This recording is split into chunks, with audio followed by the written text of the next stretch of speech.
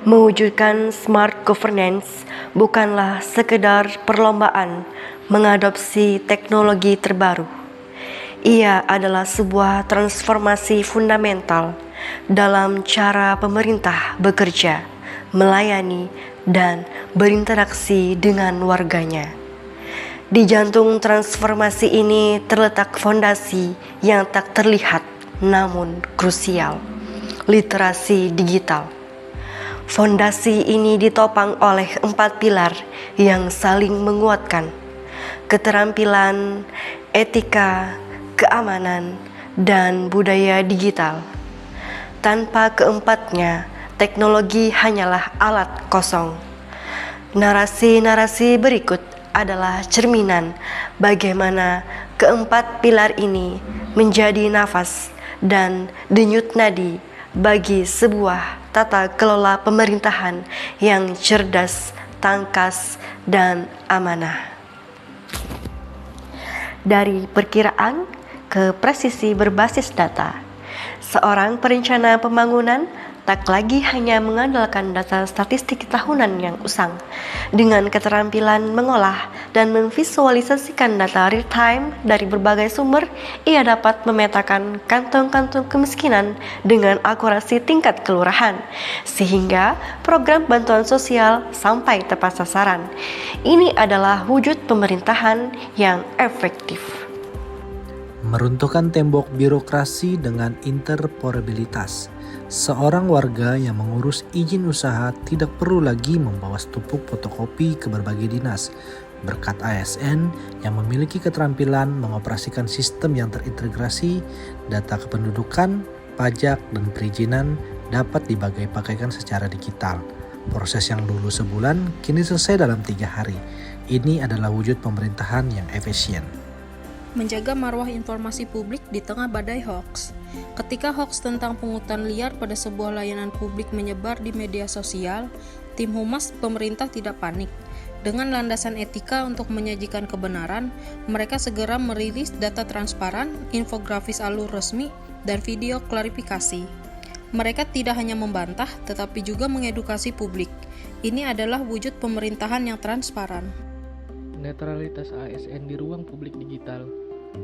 Seorang ASN menerima pesan berantai di grup WhatsApp yang berisi konten politis dan menyerang salah satu pihak. Mengingat sumpahnya dan pemahaman etika digital sebagai abdi negara, ia tidak meneruskan pesan tersebut. Ia sadar bahwa jarinya di dunia maya adalah representasi netralitas negara. Ini adalah wujud pemerintahan yang berintegritas.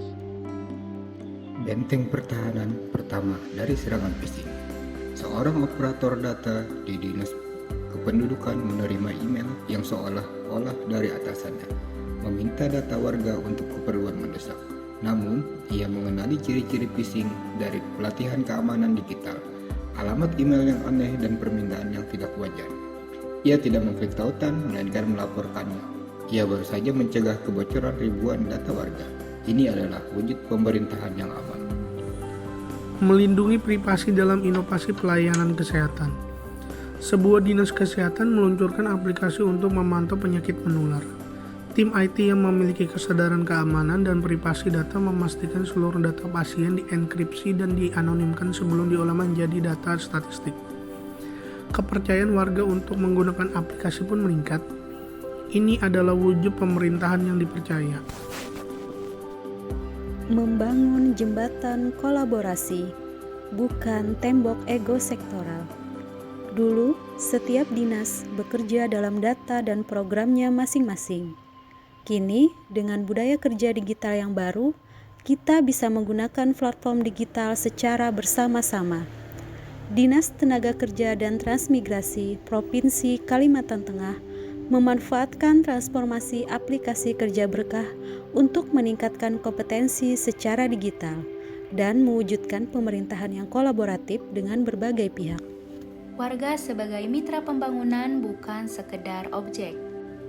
Dinas Tenaga Kerja Pemerintah Provinsi Kalimantan Tengah mengutamakan semangat kolaborasi dan keterbukaan dengan melibatkan masyarakat dan perusahaan sebagai mitra aktif dalam pengawasan ketenagakerjaan. Melalui portal partisipasi digital, seluruh pihak dapat memberikan masukan, menyampaikan laporan, dan berkontribusi secara transparan dalam upaya meningkatkan kualitas pengawasan juga pelayanan. Pendekatan partisipatif ini memastikan kebijakan dan layanan yang dijalankan lebih responsif terhadap kebutuhan nyata di lapangan, sehingga menciptakan iklim kerja yang adil, aman, dan produktif bagi tenaga kerja serta dunia usaha di Kalimantan Tengah. Aduan publik yang amanah atau disebut kata lain skill, etnik, dan safety. Pemerintah meluncurkan sistem aduan online. Keterampilan digital digunakan untuk membuat platform yang mudah diakses. Etika digital diterapkan dengan memastikan setiap laporan ditindaklanjuti secara adil dan transparan. Keamanan digital menjamin identitas pelapor yang terlindungi dengan enskripsi berlapis. Satu Data Indonesia adalah manifestasi tata kelola cerdas yang melibatkan kecakapan digital, budaya digital, dan keamanan digital. Satu Data Indonesia merupakan bentuk inisiatif pemerintah Indonesia untuk mewujudkan pengelolaan data yang terpadu, akurat, mutakhir, dan dapat dipertanggungjawabkan. Melalui integrasi antar instansi dan standarisasi data, kebijakan publik dapat dirumuskan secara tepat sasaran, transparan, dan efisien, sehingga mendukung pembangunan yang berbasis bukti dan akuntabilitas yang tinggi. Program Satu Data membutuhkan budaya baru untuk mau berbagi data antar instansi.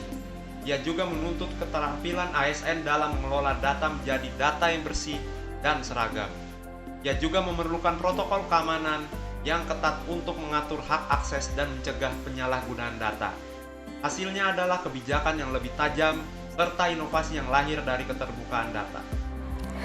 Ke-10 narasi ini menunjukkan bahwa smart governance bukanlah tujuan yang dicapai dengan satu proyek raksasa. Ia adalah hasil dari ribuan tindakan cerdas yang dilakukan setiap hari oleh para aparatur negara yang literat secara digital. Ketika keterampilan menciptakan efisiensi, etika memandu arah, keamanan melindungi kepercayaan, dan budaya mendorong kolaborasi, maka sebuah ekosistem pemerintahan yang benar-benar cerdas, responsif, dan melayani pun terwujud. Investasi terbesar untuk smart governance bukanlah pada server, melainkan pada manusianya.